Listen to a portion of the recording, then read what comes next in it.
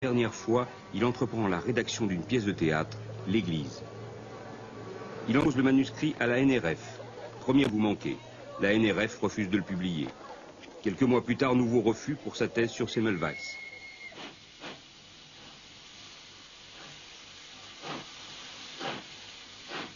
Genève, l'Allemagne, le Danemark, la Suède, la Norvège, Clichy, Paris, des bateaux, des départs, des retours.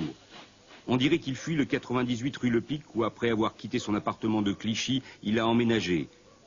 Clichy où il a fait enregistrer son diplôme de médecin et où il ouvre un cabinet de médecine générale. Les gens du quartier sont venus la regarder, ma plaque. Soupçonneux. Ils ont même été demandés au commissariat de police si j'étais bien un vrai médecin. Oui, qu'ils ont répondu, il a déposé son diplôme, c'en est un. Alors, il fut répété dans tout Rancy qu'il venait de s'installer un vrai médecin en plus des autres. Il gagnera pas son beefsteak, après dit tout de suite ma concierge. Il y en a déjà beaucoup trop des médecins par ici. Et c'était exactement observé. Pourquoi vouliez-vous être médecin? Ah ben ça, c'est simplement, j'ai la vocation. Par respect de la vie humaine, par pitié pour les hommes Non, pour faire quelque chose de médical, ça me faisait plaisir. Ça m'a fait longtemps plaisir. Quand j'ai pratiqué la médecine, il y a 35 ans maintenant, et il me faisait plaisir de guérir un homme de cerveau, de soigner une varicocèle, de m'amuser avec une rougeole. Je trouvais ça très bien. J'étais soigneur de tempérament, n'est-ce pas? Je le suis. Est-ce la souffrance de l'homme ou bien la maladie en elle-même qui vous intéresse? Ah non, la souffrance de l'homme, je dis, s'il souffre, il va être encore plus méchant qu'il n'est d'habitude, et il va se venger, et puis c'est pas la peine, il se trouve bien, bon, très bien qu'il aille mieux, quoi, voilà.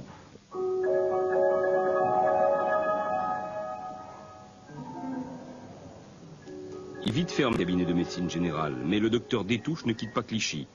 Il tient une consultation quotidienne au dispensaire municipal du 10 de la rue Fanny. Et le reste du temps, le docteur Détouche écrit.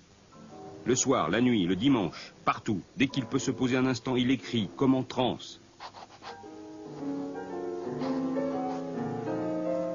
Sous le regard effaré d'Elizabeth Craig, il arrache 80 000 pages à la nuit, aux insomnies, au bourdonnement d'oreilles. Oui, 80 000 pages extorquées à l'âge, à l'angoisse, au souvenir, à la peur, volées à la médecine, empruntées à la mort. 80 000 pages de douleur, d'ironie, d'amertume, de sarcasme. 80 000 pages raturées, barrées, corrigées, recommencées.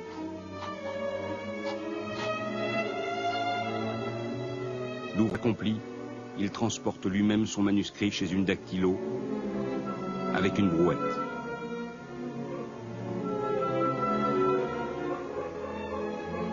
On est au tout début d'avril 1932.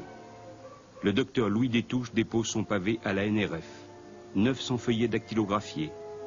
De quoi inventer n'importe quel éditeur. 29 juin. Monsieur, depuis 2 mois et demi, vous avez en lecture mon manuscrit « Voyage au bout de la nuit ». Je vous serai très obligé de le remettre à ma disposition. N'ayant pas reçu de réponse, j'ai accepté la proposition d'un autre éditeur. Je vous prie d'agréer, etc. Louis-Ferdinand Détouche. Ratage grandiose pour Gaston Gallimard. Après Proust, c'est... Décidément, la prestigieuse NRF n'a pas toujours la main heureuse. Au 19 rue Amélie, l'habileur qui a accepté sans barguigner de publier Le Monstre s'appelle Robert de Noël. Ce jeune Belge entreprenant, associé à Bernard Steele, un juif américain, n'en est pas à son coup d'essai. C'est lui qui a publié le succès Hôtel du Nord d'Eugène Dabitte. Un soir, en rentrant du théâtre avec sa femme, il a fait comme d'habitude, il a dépouillé le courrier du soir pendant que sa femme allait se coucher. Et il y avait 2 ou 3 manuscrits, hein, il en arrivait tous les jours. Il avait l'habitude de feuilleter toujours les manuscrits.